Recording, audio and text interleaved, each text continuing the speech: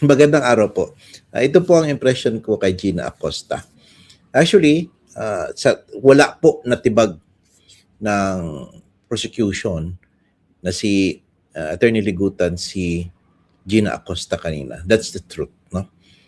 Because talagang straightforward po ang pag-answer ni Gina Acosta.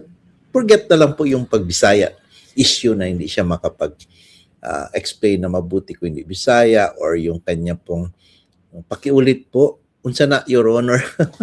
Mga things like that. Because if you will notice talaga, my observation is that this kind of witness, truthful witness po, sinasabi lang po niya ang katotohanan. As I said,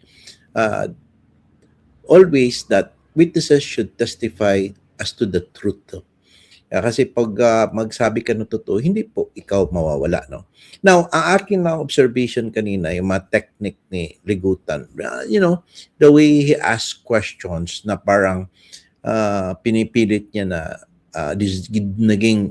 ang nag-disburse talaga si Colonel Lachica, which I find na parang unfair, no, sa pag-question, no.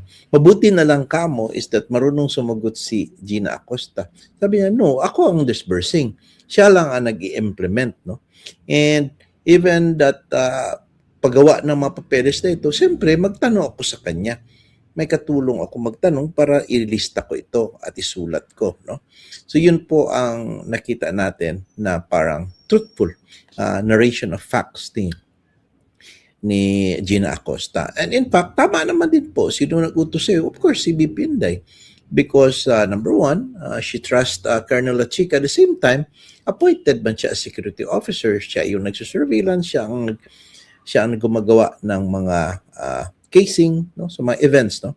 So, nevertheless, talagang sa akin, hindi talaga na-break, no, ni Attorney Ligutan si Gina Acosta for that matter. Why do you say break? Kasi hostile witness siya eh.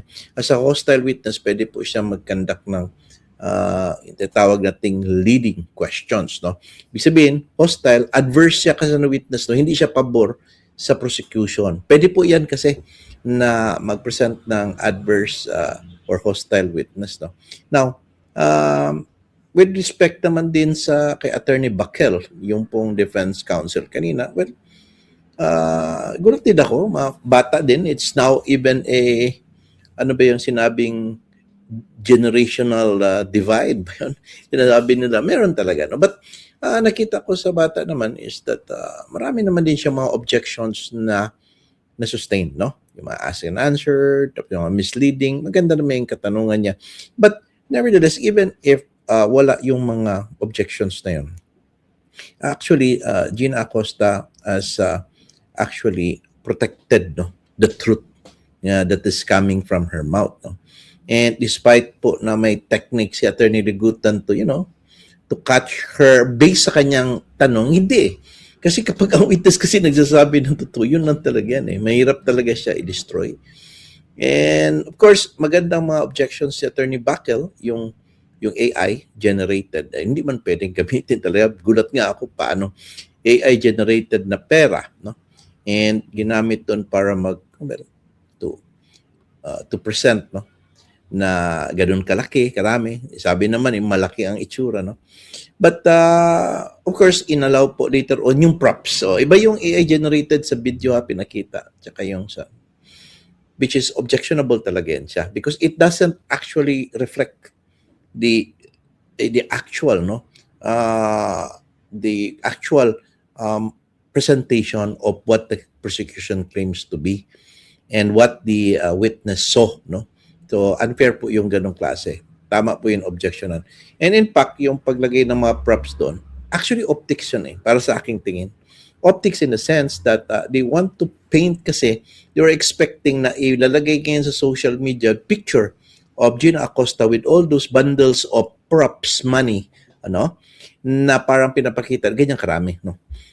Yan po itatawag na you try to create a picture or a painting of a certain scenario to influence, no, the mind of the judge na kaano kalaki yung pera na yun na withdraw na buo as well as the people para pag makita nila na ganun pala karami yan.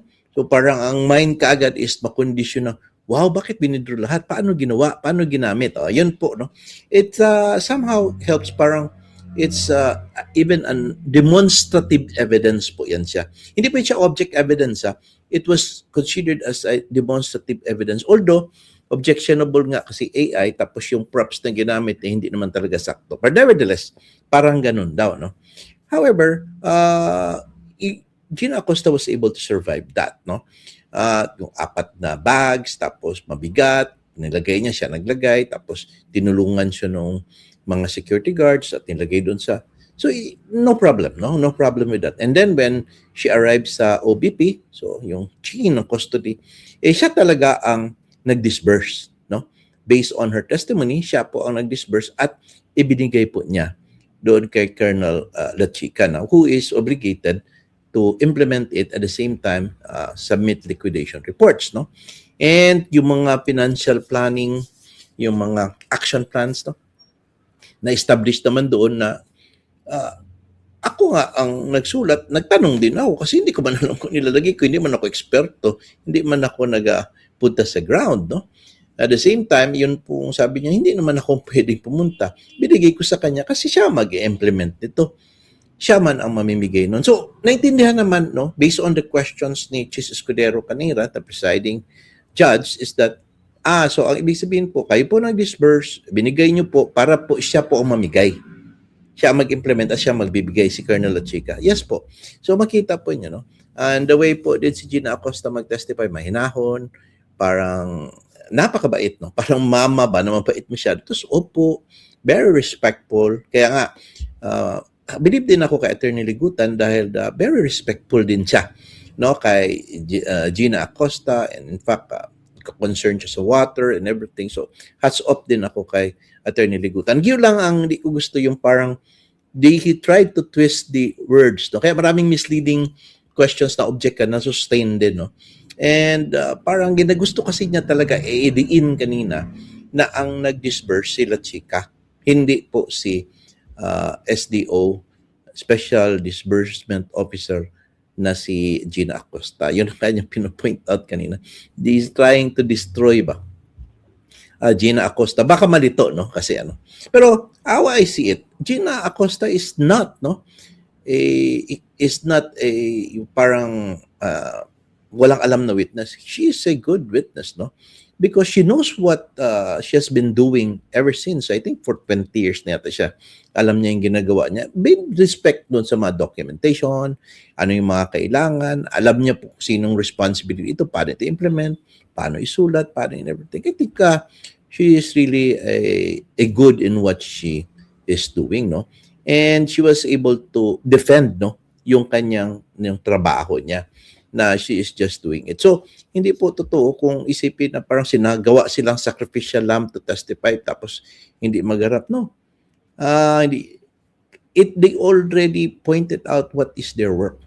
And in fact, that is her designation. Colonel La Chica's designation is also different. And talagang sinunod naman ni Colonel La Chica ang trabaho niya because of that, no? And they liquidated and everything. So, if you ask me, meron ba na-destroy? Wala. So, I don't know tonight if Attorney Ligutan will go back to the drawing table and find a way, no, to somehow make Gina Acosta admit based on what he wants Gina Acosta admit, no? So far, wala eh. Talagang, sabi ko nga, guys, is that if your guide, no, in life or just even to a witness, if your guide is the truth and justice supported by law and the Constitution, you will never get wrong. Sabi lang ng totoo, hindi po kailangan na hindi mo pilitin o mag-evasive, hindi. Just answer the truth. No? Even if it sounds later on na prejudicial sa iyong principal or sa iyong sarili, nevertheless, you just tell the truth. Yan po ang technique ng pagiging witness. So, para sa akin po, believe po ako kay Ma'am Gina Acosta actually. She's good. She's good. And fortunately, hindi po talaga natibag ng prosecution. No? And sa defense naman is okay lang. at nakapasok po yung mga importanteng objections. Yung mga objections po na overrule, klaro naman din dapat i-overrule. But nevertheless, maganda rin dahil nag-object siya to show, no? To somehow, yung kasing continuity din ng kabilang lawyer, yung gusto mo i-break, object ka. At mga trial techniques, no? And and the defense lawyer is, Attorney Bakel knows what he is doing. So yun, let's see tomorrow. Meron po kaming post-recap ni Bong Gallego bukas after the impeachment. Kasi tapos na yung cross-examination. Yun po ang gagawin namin, post-recap kami kung ano po ba ang napatunayan sa or nakuha or na-testify ng witness, kung mayroon ba nakuha ang prosecution or meron bang na-defend ang defense, mga things like that, no? Or si Gina Acosta, mabibreak ba siya bukas? Or mag-twist ba siya? Or malilito ba siya? Or baka pakiulit, ulit-ulit? O, ganyan. So, yun po, no? Okay po, sige. Maraming salamat and I'll see you again tomorrow. Bye-bye.